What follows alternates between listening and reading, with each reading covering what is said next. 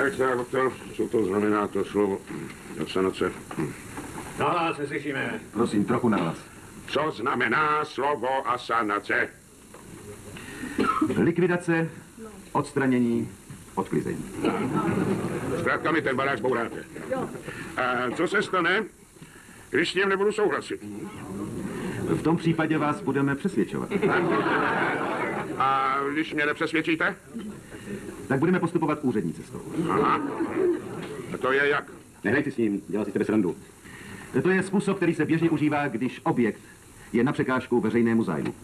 Udělá se úřední odhad, nabídne se plnohodnotný náhradní byt a majitel je přestěhován. Násilí. Já nevím, proč užíváte takových slov. Každý myslící a logicky uvažující člověk pochopí, že když je jeho domek v cestě silnici nebo těžbě nebo výstavbě města, takže se musí podřídit. Nebo s tím zametou. Aby vaši chalupu přemostili nebo co? Dělejte si, co chcete, ale mě odsaď dostanete leda na mára.